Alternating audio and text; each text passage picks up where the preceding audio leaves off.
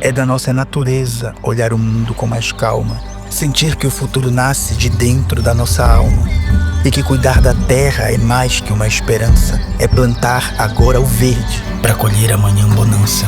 Não é só sobre cuidar da mata, nem só sobre rio e estrada, é sobre dar teto e vida para quem antes não tinha nada. É sobre abrir uma porta e junto, um coração, poder incluir cada pessoa no mapa da solução. É o que move a cidade, o campo, a indústria, o chão. É pensar no produtivo com mais regeneração, transporte que não polui, energia que se reinventa e cidades mais resistentes quando o tempo se apresenta. Somar inteligência com coragem e união para ver crescer a nossa vida e dar mais força ao cidadão. A gente cuida do hoje com o amanhã para florescer, porque é da nossa natureza fazer acontecer. Sejam muito bem-vindos, sejam muito bem-vindas. Desculpa o atraso. Eu sou um homem branco, baixinho, uma barba rala, com uma calça azul marinho, uma camisa vinho. À esquerda está a Cláudia Campolina e à esquerda dela está o Ricardo Araújo Pereira. A audiodescrição espacial você não sei fazer, só a física, por favor. Eu sou uma mulher branca, de cabelo castanho claro, alta. Tá bom, de marrom e calça branca e blusa marrom. Eu sou um homem muito bonito. Desculpem, é tudo mentira, até o meu sotaque. Eu sou um homem, tenho 1,93 m, peso 90 kg, estou a ficar careca. Uma alopécia que está a começar na testa e virar para trás. Essa mesa a gente colocou no domingo e não foi proposital, embora não veja forma melhor de encerrar esses dias do que com dois humoristas do primeiro time do que a gente tem de qualidade, e cada qual no seu momento de carreira. A Cláudia Campolina é uma atriz que é um sucesso na internet com a personagem dela do Mundo Invertido e está preparando livro, filme e tal. Tem um programa lá no Mundo chamado Pitacos do Mundo Invertido. E o Ricardo Araújo Pereira é o Ricardo Araújo Pereira, que eu não preciso ficar botando os apóstolos aqui sobre quem ele é. Eu brinquei com ele agora quando eu recebi, porque nós veiculamos a entrevista que fizemos em Lisboa, em março, com ele lá no programa chamado Lisboa Connect, um programa do Amado Mundo sobre Brasil e Europa. Veiculamos semana passada, porque eu pensei, ele vai vir para a Flip, todo mundo, imprensa brasileira, vai entrevistar ele, então vamos veicular antes da Flip. E ele está a caminho de bater o Gilberto Gil no canal de audiência. Assim. A entrevista mais assistida do canal é o Gilberto Gil, depois o Kleber Mendonça Filho, que ganhou o Festival de Cannes, a gente veiculou na semana que ele ganhou, e agora o Rabi. Eu acho que em algum momento eu vou cair nessa entrevista. Isso aqui tá... Talvez seja a única chance que eu tenho de eu fazer vocês rirem, não é? Mas, enfim, é um sucesso, e os dois são humoristas de uma coisa que não é de agora, de alguns anos, mas que acho que é o humor mais prazeroso que a gente tem no mundo de hoje, o tipo de humor mais prazeroso, que é um humor que também faz pensar, né, que provoca, que desestabiliza as estruturas, que brinca com o status quo. Né? Queria agradecer muito a Caixa e ao Governo Federal por apoiar a Caixa de Histórias, que é um projeto do Amado Mundo, da Janela Livraria e da Editora Mapalé. Acho que eu prefiro trocar a cadeira, gente. Se alguém quiser trocar a cadeira para mim, por favor, alguém da produção, se puder trocar a minha cadeira, porque eu acho que eu vou cair, assim. Não é você que está gordo, né? Tem uma coisa afundada. Não, é a cadeira mesmo. Eu achei que era o chão também, mas é a cadeira. Mas aí você vai cair, né? Não? Ah, vou trazer uma outra ali, já tá na mão do Caio, aí você senta na mão. Ó, o Caio tá com a minha. Obrigado, obrigado. Melhorou. Bom, queria começar rápido te perguntando se você sempre foi um cara engraçado. Você era um menino engraçado? Você era uma criança engraçada ou não? Olá, bom dia. Muito obrigado. Eu não tenho a certeza de saber responder a pergunta, por exemplo, uma vez eu tive a sorte de ir a Porto Alegre, no sul do Brasil, a casa do Luís Fernando Veríssimo, um escritor brasileiro que eu adoro, que tem muitos contos absolutamente extraordinários, como aquele que começa com numa manhã a seguir a uma noite de sonhos complicados, Gregório Sousa acordou na sua cama e verificou que estava transformado em Franz Kafka.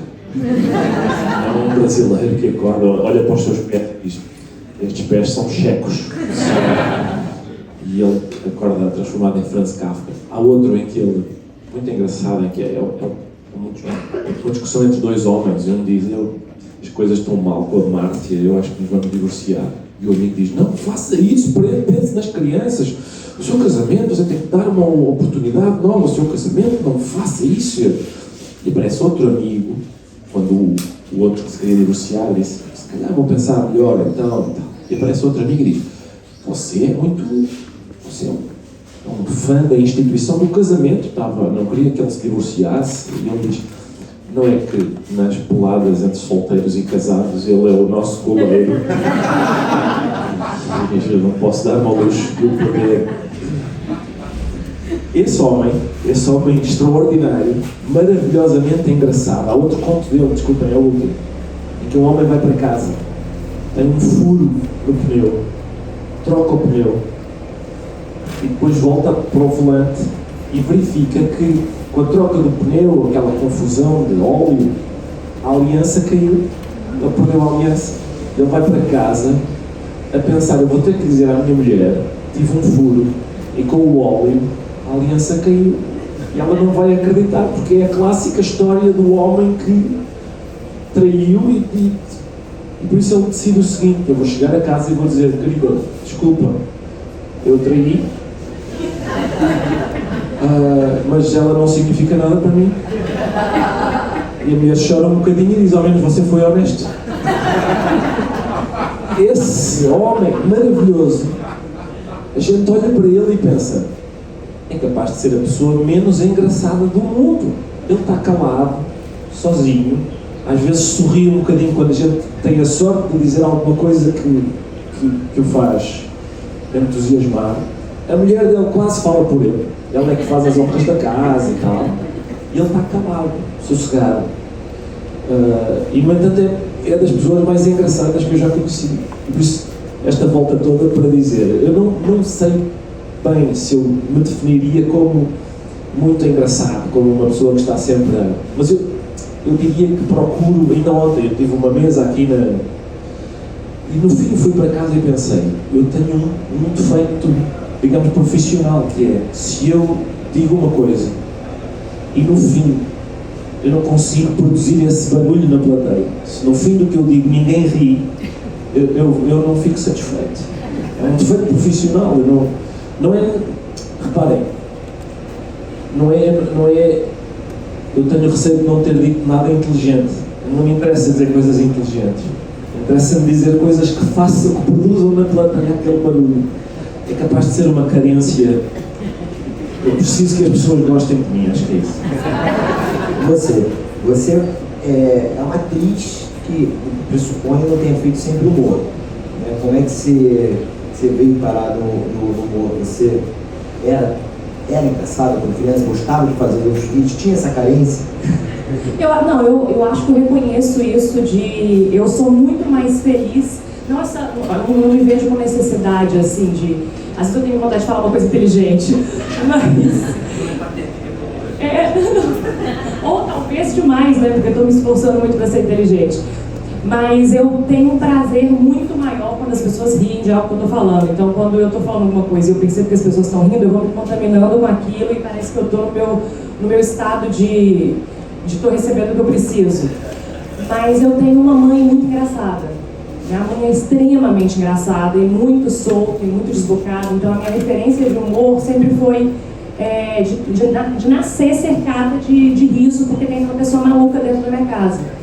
Então, eu sou muito parecida com ela, assim, não de ser tão engraçada quanto ela, mas o gênio é bastante parecido.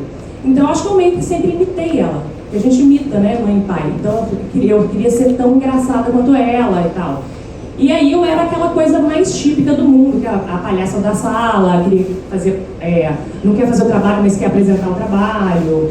Então eu estava sempre nesse estado. E aí quando eu fui estudar atuação, eu fui porque eu achava que eu podia ser engraçada. Então eu falava assim, eu acho que isso eu consigo fazer. Só que no meio do estudo eu me apaixonei pelo drama e aí eu quis ser uma mulher séria. E eu quis ser inteligente.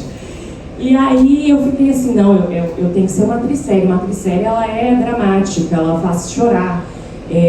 Se as pessoas rirem, elas não vão levar a sério o trabalho que eu estou fazendo. Eu fiquei muitos anos encanada com isso.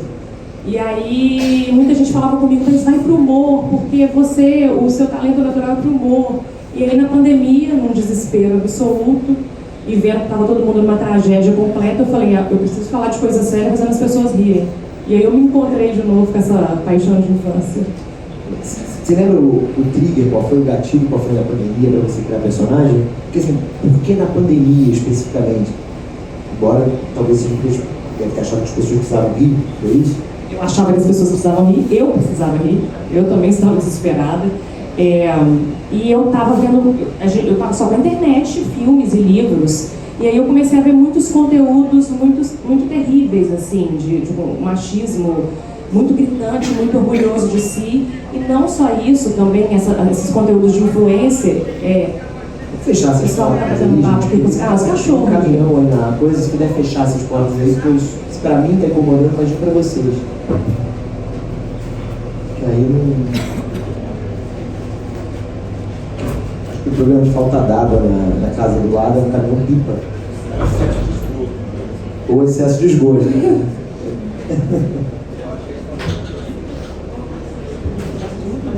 Boa, mas fala, desculpa.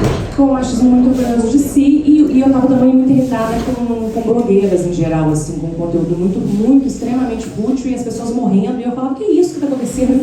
Que loucura esse mundo?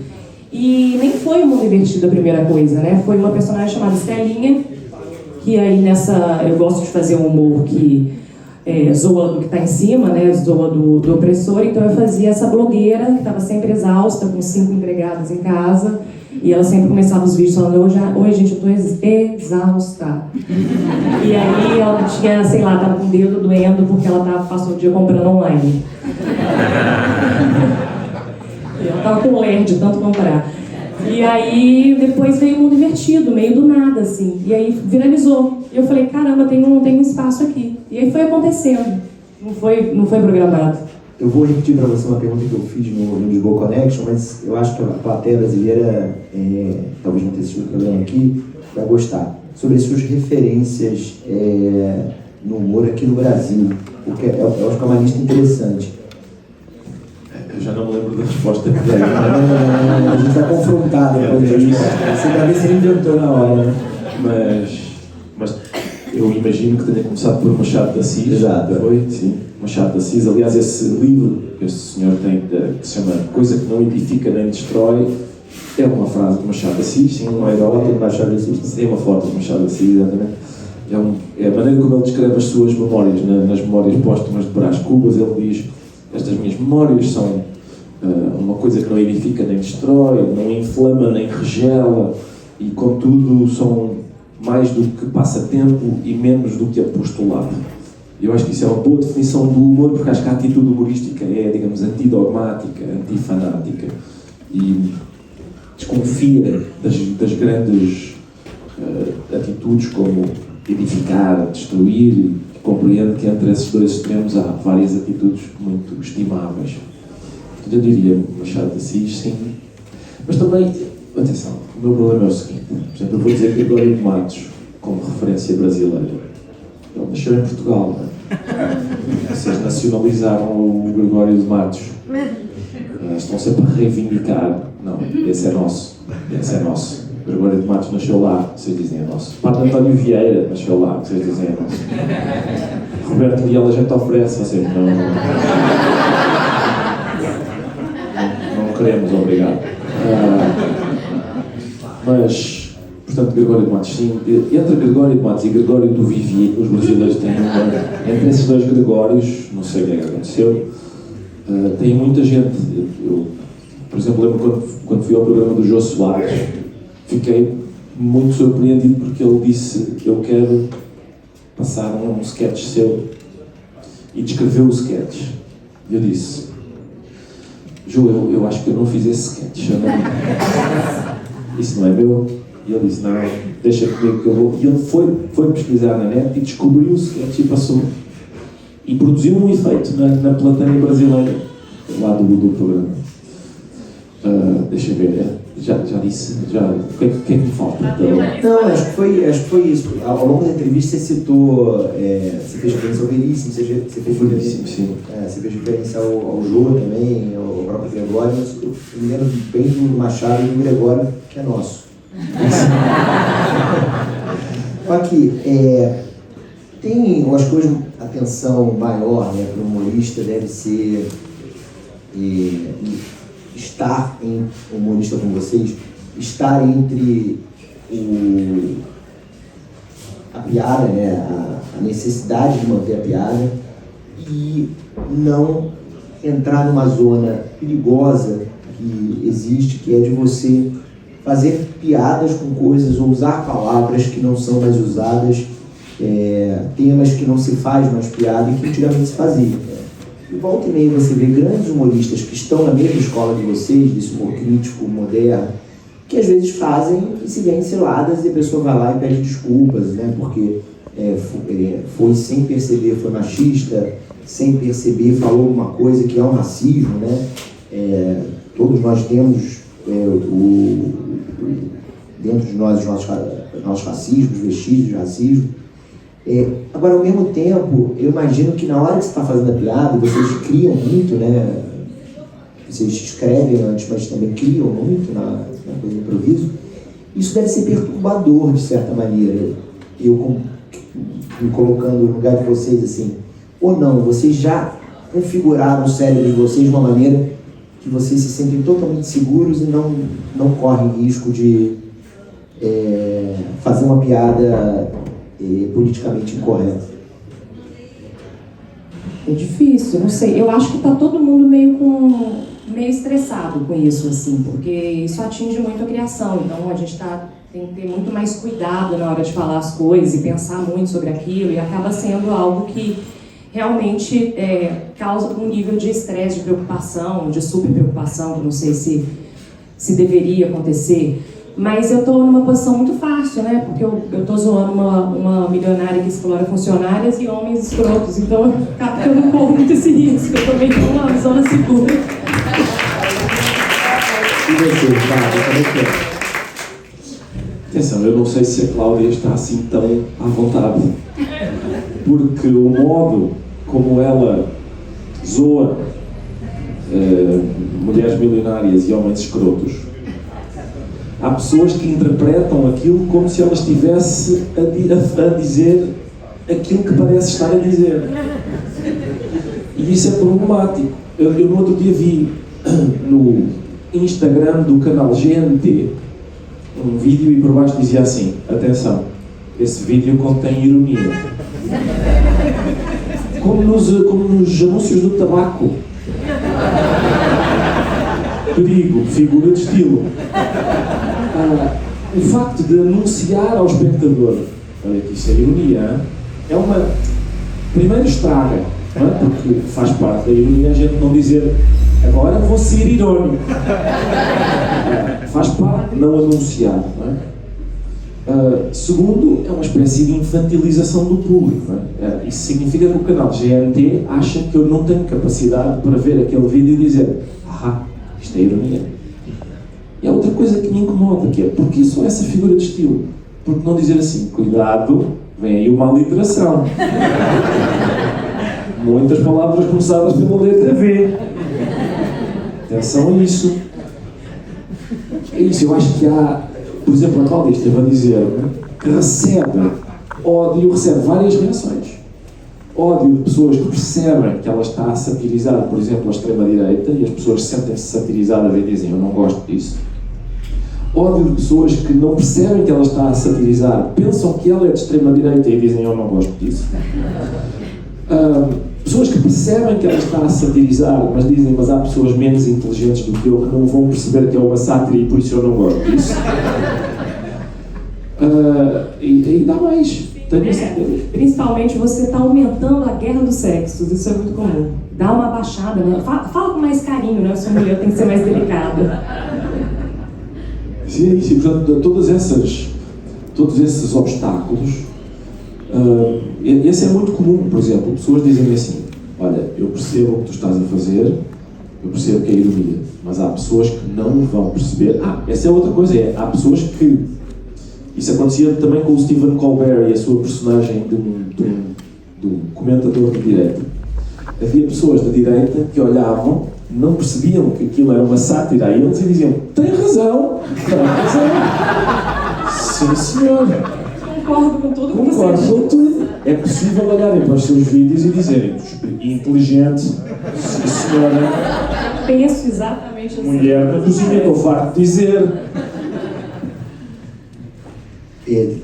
Os dois têm suas extremas direitas nos seus países, né? E por causa do Lisboa Connection, eu estou tendo prazer de ir a Portugal, um país que eu nunca tinha pisado. Se eu não te contei, eu nunca tinha pisado em Portugal até chegar lá para fazer um programa chamado Lisboa Connection, que era uma ousadia tremenda. E aí eu comecei a descobrir, desculpa se tem alguns partidários do Chega aqui, que é o partido de extrema-direita lá, mas eu comecei a conhecer personagens do Chega. São uns personagens hilários. Tem um cara que roubou mala no aeroporto. É verdade isso, né? Sim, é isso. Ele estava no aeroporto, que é o sítio mais vigiado, há câmaras em todo lado. E ele comete o crime mais idiota, que é ele vê malas a passar, gente, e diz: esta pode ser só roupa interior, é como aquelas máquinas em que a gente põe uma moeda e sai um daqueles brindes e a gente diz: o que será? O que será aqui? E é isso, ele roubava malas do cinto do aeroporto e depois vendia a roupa usada na... como é que se chama? Temo, Shine, Shopee, essas coisas dessas, assim, online, por €1.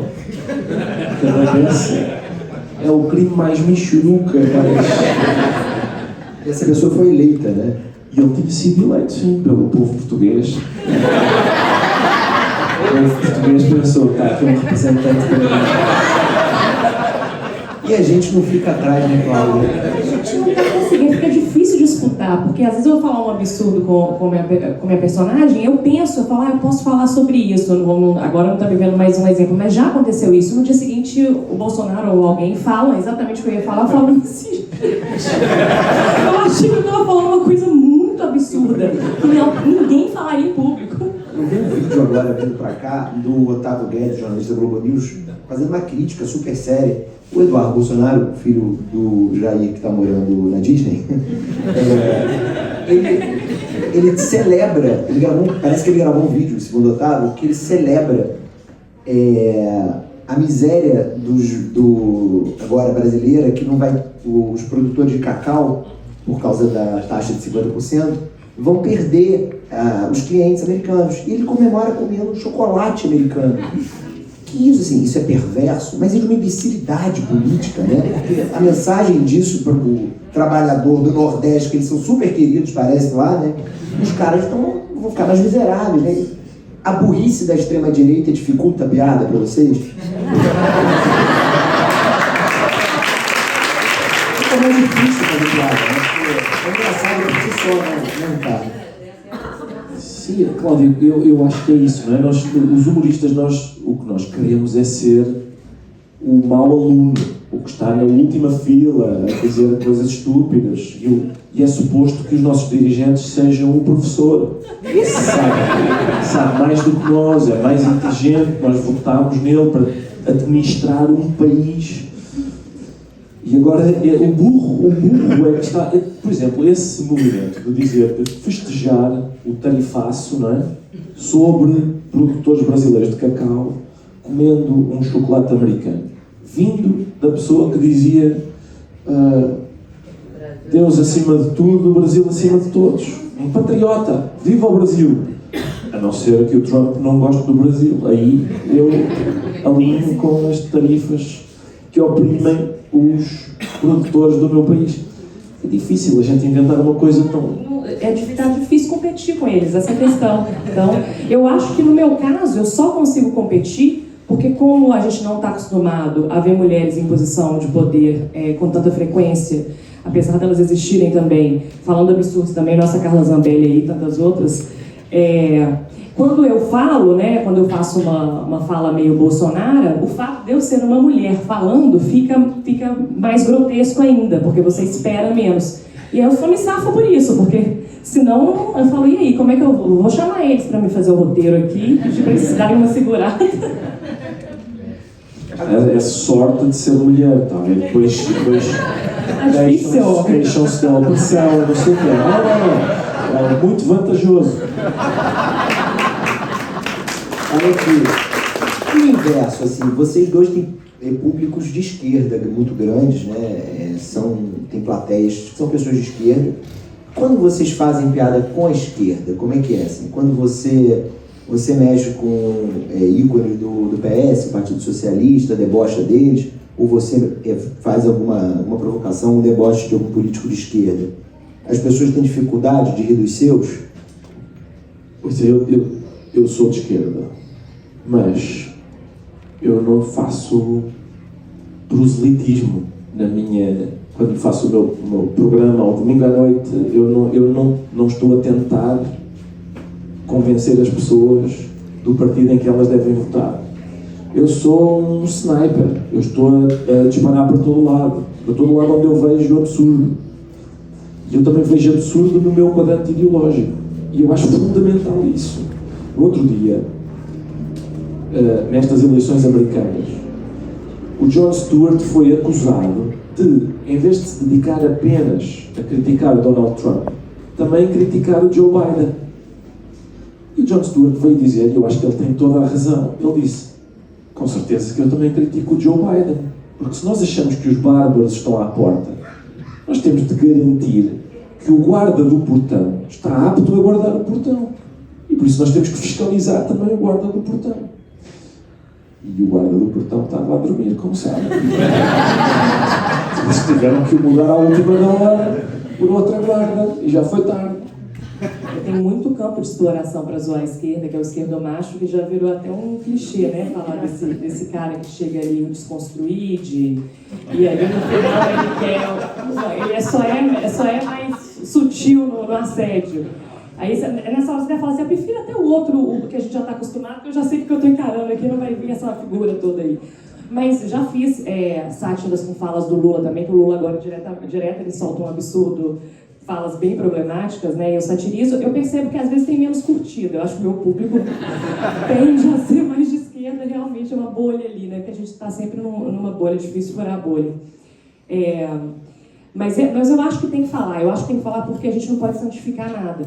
E é o que eu falo até de mulher, eu falo, a gente toma muito cuidado quando a gente vai ser... Eu sou, obviamente, uma mulher feminista, mas eu não acho que o meu humor seja isso, até porque eu tenho a personagem mulher. E eu falo, a gente tem que olhar para a mulher vendo que ela pode ter muito problema, que realmente ela pode ser igual ao homem, com muito defeito, porque senão ela vai virar outra... Se eu for uma feminista, que eu estou santificando a mulher a partir de uma perspectiva do feminismo, eu estou santificando ela, esse santo não é humano.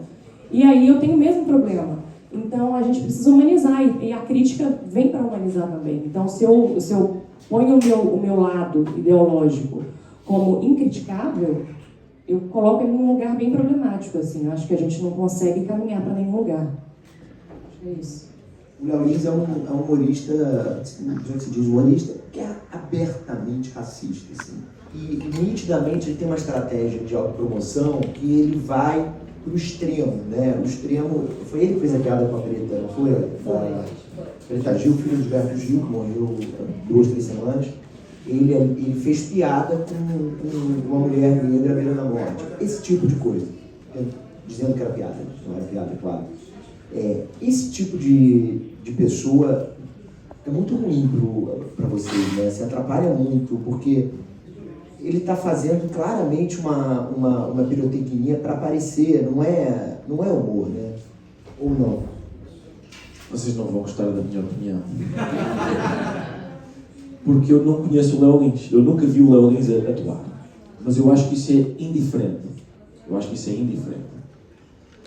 Em Portugal eu vi uma manchete que dizia: humorista brasileiro condenado a 8 anos de prisão por piadas. Eu não posso concordar com isso. Eu tinha, no meu país, na semana anterior, eu tinha visto uma manchete que dizia: homem condenado a 8 anos de prisão por 50 crimes de abuso sexual de menores. Eu não posso admitir que, por dizer piadas, o crime, a pena seja igual à de abuso sexual de menores. Eu depois fui ler a sentença. Fui ler a sentença da juíza. Não sei se conhecem, no tempo do nazismo, havia uns tribunais especiais para julgar piadas. Houve pessoas que foram executadas por terem dito piadas. Por exemplo, houve um homem, uma vez, um padre.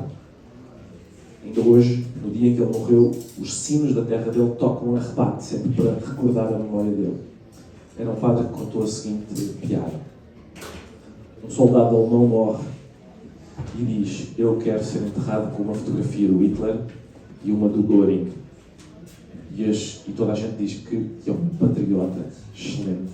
Você gosta mesmo da Alemanha? E ele disse: não, eu quero morrer como Jesus Cristo, com um ladrão de cada lado.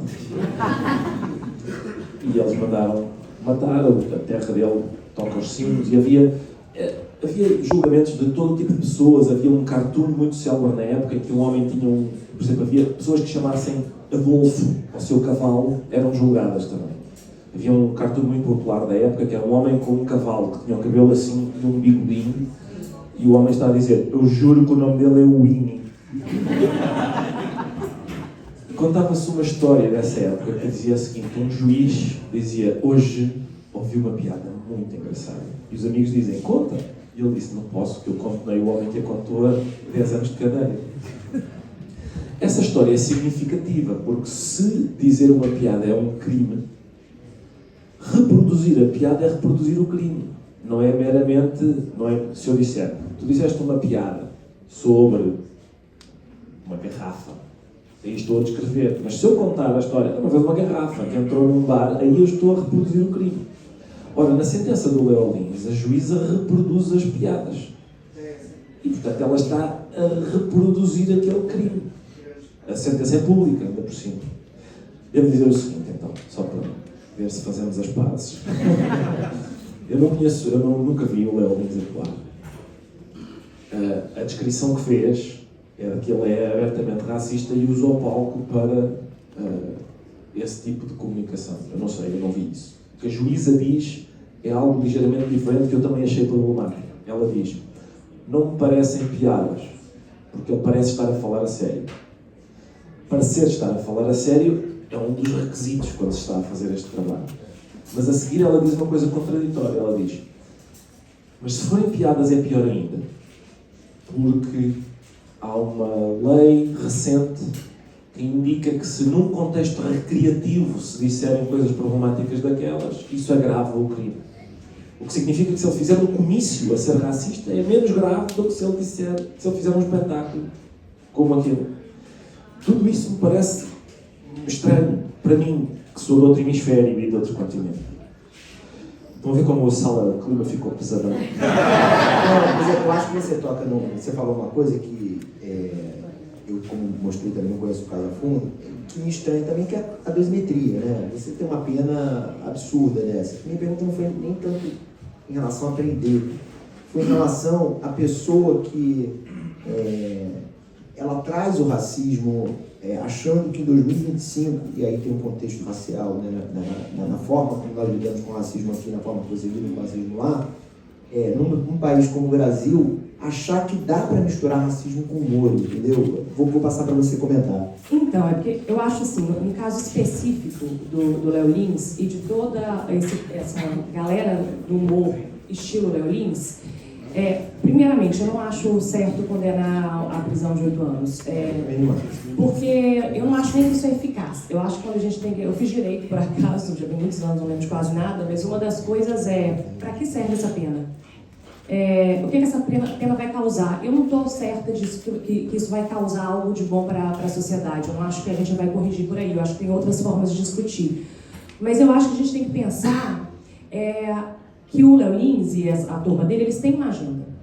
Eu não acho, sinceramente, que ele faça as piadas que ele faz porque ele seja necessariamente machista, misógino, pedófilo, porque foi um show de horror, né? São muitas seguidas. Eu acho que ele está testando limites. Eu acho que o objetivo dele é ficar entre o limite do legal e do não legal para causar um clamor e lutar pela agenda ideológica dele. A agenda ideológica dele é a liberdade de expressão absoluta. Eu acho que é isso que ele faz no palco. Eu não acho que ele sobe no palco para ser racista, mesmo. Ele sendo ou não. Eu acho que ele sobe para testar o limite da lei porque ele defende uma liberdade de expressão absoluta. E todos esses rapazes são simpatizantes do MBL.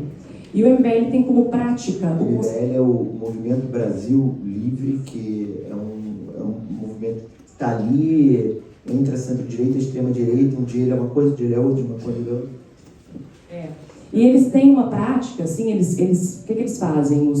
São meninos novos que fizeram esse partido, eles começaram em 2013, eles vão pra rua, e eles faziam aquele negócio de vão pra rua, vão derrubar a Dilma, então até hoje. São críticos do Bolsonaro, inclusive, alguns, mas eles vão pra rua e eles constrangem as pessoas. Eles constrangem até levar um soco na cara. Eles fazem isso. O MBL só faz isso. E o Léo Lins sobe no palco com o MBL. Então eu acho que ele tem que ter uma ajuda ideológica, e pra mim o triste disso é que quanto mais a gente faz dele uma vítima, que é o que ele quer, mais ele consegue espaço e mais ele vira, que aí para mim é tragédia, o mártir da liberdade de expressão. E gente, liberdade de expressão é um negócio que surge para que o oprimido possa criticar o opressor e não ser preso. E a gente cair nessa armadilha dele, ele está conseguindo o que ele quer. Que é uma agenda.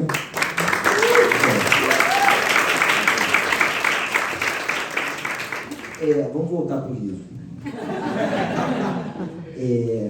A gente conversou na entrevista sobre a visão que a gente tem aqui sobre vocês portugueses, que vocês são literais, né?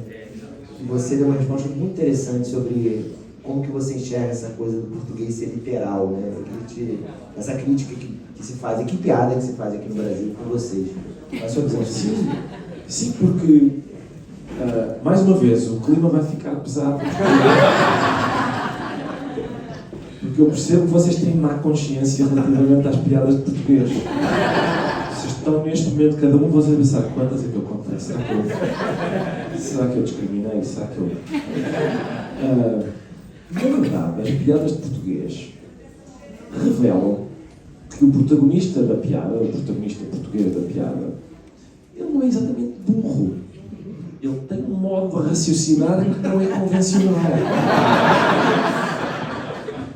Há uma figura na história do humor que se chama, que os ingleses e os americanos chamam trickster, e que provavelmente na nossa imaginação de pessoas que falam português nós chamamos de um malandro. Ele tem uma maneira de olhar para as coisas que é diferente da habitual. Por exemplo, há histórias muito conhecidas do trickster, uma figura do Médio Oriente chamada Nasreddin Hoxha. É uma figura conhecidíssima no Médio Oriente, protagoniza inúmeras histórias deste tipo de raciocínio. Numas histórias ele é um ladrão, noutras é um juiz, noutras é um sábio. Por exemplo, uma vez ele é chamado para resolver o seguinte conflito. Um pobre tem um pedaço de pão seco. Então ele trepa ao telhado de um restaurante para absorver o fumo da comida do restaurante e pôr no seu pão seco para ter o aroma de comida no pão. O dono do restaurante vê e exige que ele pague o aroma da sua comida. Então o Nasreddin é chamado para resolver esse conflito. E ele pensa e diz assim, tem uma moeda. Deixa a moeda cair em cima da mesa e diz ao dono do restaurante, ouviste o barulho da moeda? O barulho da moeda paga o cheiro da tua comida. É muito astucioso fazer com que um som pague um aroma. É esse tipo de coisa. Não é? Uma vez, numa terra que estava a atravessar uma seca terrível, as pessoas disseram, ouvimos dizer que você é um sábio. Você sabe fazer chover? Ele disse, sei. Só preciso de uma bacia de água. Eles vão buscar uma bacia de água, com algum esforço ele começa a lavar a sua roupa. E eles dizem, que é isso? A gente quer que faça chover. E ele, calma, preciso de outra bacia de água. Com muito esforço tiraram a água das crianças, foram buscar outra bacia de água, ele começa a enxaguar a roupa que tinha lavado. E eles começam a querer bater, e ele diz, calma, estende a roupa e diz, vocês vão ver, sempre que eu estendo roupa chove. É esse tipo de raciocínio. É esse tipo de raciocínio. Ora, nas piadas de português é mais ou menos isso que acontece. O português sequestra um garoto e depois envia aos pais do garoto um envelope com o pedido de resgate e uma orelha ensanguentada lá dentro. Uma orelha ensanguentada lá dentro. E o bilhete diz, esta é minha, mas se vocês não pagarem eu corto uma das deles. Atenção. Ele não é inteligente. O garoto é o bem mais valioso que ele tem. Ele vai começar a fatiar o garoto? Não vai. É mais inteligente fazer assim. E, portanto, é isso. Normalmente, as anedotas revelam esse tipo de piada. E há uma discussão antiga sobre o que é que isso revela. Por exemplo, quando os brasileiros contam piadas de português, isso significa o quê? Que eles odeiam portugueses, que eles os discriminam, que eles os consideram... Ou é o contrário. Há um filósofo muito conhecido chamado Slavoj Žižek, ele é esloveno. Ele diz que sempre que se encontra com outras pessoas da antiga Jugoslávia, esloveno, croata, sérvio, os primeiros 10 minutos estão a contar as piores anedotas uns sobre os outros. E isso é um movimento de aproximação e não repele, aproxima. É uma espécie de coisas de vazio. Marota. É uma agressão simulada. E isso gera uma intimidade, não gera um afastamento. No outro dia, se for terminar só com isso, que é uma história que aconteceu, porque o Gregório do Vivier e eu fazemos um espetáculo sobre a língua portuguesa.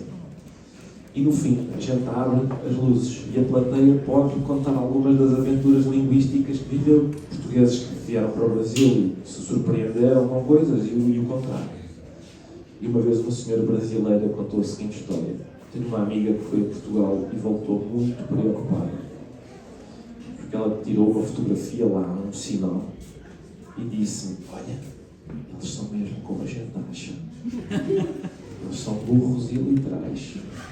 Olha só a fotografia que eu tirei. E ela tinha fotografado um sinal que dizia proibido acampar no camping. Ela disse à amiga, para quê fazer um camping se depois é proibido acampar no camping? Que burro, idiota é este? E a amiga disse, você já mostrou a fotografia a alguém? Ela, não, porquê? Porque o cartaz diz é proibido acampar no camping.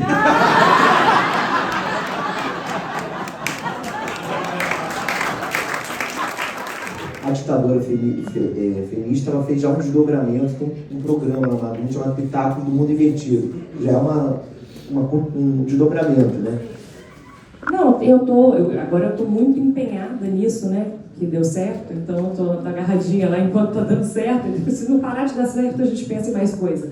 Eu sempre tento fazer, assim, o meu Instagram não é só o Mundo Invertido, né? Tem o Mundo Invertido, a Estelinha, a Estelinha, ela deve ter alguma fazenda por aí xingando os funcionários, mas quando ela tem um tempo, ela aparece. E às vezes eu faço outros sketches. Eu tenho uma que é tipo essa good vibes, e o mundo está explodindo, ela não toma vacina, e ela tá ali. Tem essa que eu já fiz, tem outras ali perdidas. Então sempre que aparece alguma coisa eu acabo fazendo. Mas eu estou muito empenhada no Mundo Invertido, e que eu quero muito que vire um filme. Então, quando foi para ser um filme, ele tem vários personagens. Então, eu acabei escrevendo muitas personagens, porque na internet, a minha personagem não tem nem nome, né? Quem acompanha aqui sabe. Então, eu sou qualquer homem. Qualquer homem que fala uma merda, eu tô falando. Então, por isso que eu viro a esquerda fêmea e viro a Bolsonaro. Eu tenho total liberdade de performance, assim. Mas no filme, a minha personagem precisa ter uma linha. O que a gente já está fazendo no Pitacos, porque no Pitacos eu já me assumo como presidente, né? Então eu sou presidente do Mundo Invertido. No filme, que spoiler, hein, gente? Não sei o que aconteceu aqui, beleza. No filme ela era presidente de um país fictício. Nunca falei isso, tá? Então tem muitas personagens, tem a pastora, tem a terapeuta, então todas essas mulheres horrorosas que falam ali na minha rede vão estar para outras atrizes fazerem. Então eu estou criando personagens para as pessoas para fazerem esse filme comigo. E estou escrevendo um livro, né, do Mundo Invertido agora, que é uma viagem muito louca, então pode ser que não dê certo, tá, né, gente? Não criei muitas expectativas, porque é um risco muito sério que eu tomei, eu acho, assim, tentando fazer palhaçada. Que é a história do mundo. Então eu vou contar a história do mundo inteiro, como se o mundo sempre tivesse sido dominado por mulheres e os homens sofrem muito. Então os homens que estão na luta pelos direitos. Então a gente vai passar pela mitologia, então a deusa, todo mundo que está aqui também sabe que eu sempre falo da deusa. E essa deusa extremamente opressora, horrorosa, que quando não tem como justificar, ela fala, tá na Bíblia, né? Não tem nada com isso, eu sou assim porque Deus mandou que você cale a boca, homem. E aí eu passo pela mitologia, pela pré-história, pela antiguidade, vou indo e vou explicando tudo, como aconteceu para esse mundo ser dominado por mulheres e os homens sofrerem tanto. Mas tá difícil ser homem, né? Pra eu não ouvir o que o Ricardo falando aqui, aí, ó, você tá tá suave. Eu não tenho coragem de fazer piada sobre isso, então não vou comentar. Aqui, conta pra gente sobre o seu último livro lançado aqui no Brasil. Inclusive está à venda aqui na livraria. Conta para quem não conhece o trabalho. Sim, é esse aí de capa vermelha, exatamente. Obrigado. Colocou os livros aqui, os livros. Obrigado. Obrigado. Sim, chama-se, era o que eu dizia há pouco, chama-se Coisa que não edifica nem destrói, é uma frase do Machado de Assis e é sobre a minha obsessão, e provavelmente é a mesma da Cláudia. Eu tenho um fascínio desde muito pequeno com o facto de as pessoas rirem. E de ser possível fazer com que elas riam, de ser possível causar-lhes uma convulsão física relativamente violenta sem lhes tocar. Porque tocando eu consigo também, não é? Mas sem tocar, provocar-lhes uma reação física tão violenta como o riso é, que é um momento de abandono, de esquecimento, em que a pessoa se esquece de si, ou seja, é uma espécie de pequena anestesia temporária, muito precária. E é isso. O livro basicamente é sobre... Se eu disser sobre o que é, ninguém vai comprar. Porque o livro é sobre... Bem besta foi revelada. É sobre a história do riso, a história da comédia. E, portanto, tem um capítulo sobre medo, porque me parece que o riso é a resposta que o ser humano arranjou relativamente ao medo, sobretudo ao medo da morte. Tem um capítulo sobre moscas, porque eu acho que as moscas são muito parecidas connosco, comediantes, em inúmeros aspectos, e são um assunto muito importante. Tem um capítulo sobre cocó, porque tal como as moscas nós estamos muito interessados em excrementos. Tem um capítulo, aliás, fascinante, sobre um debate que ocorreu no século IV. O debate é o seguinte: será que Jesus Cristo foi à casa de banho? O debate é muito mais importante do que parece. E ambos os lados acusavam o outro de heresia. O debate é o seguinte: havia pessoas que diziam, sim, Jesus Cristo foi à casa de banho, porque se ele é Deus feito homem, então ele é um homem como todos nós. Nós vamos à casa de banho, ele também foi. E é herege dizer que não é, porque isso nega a fisicalidade de Deus. Os outros dizem, herege é o que tu estás a dizer. É claro que Jesus nunca foi à casa de banho, ele não faz aquilo que a gente faz na casa de banho.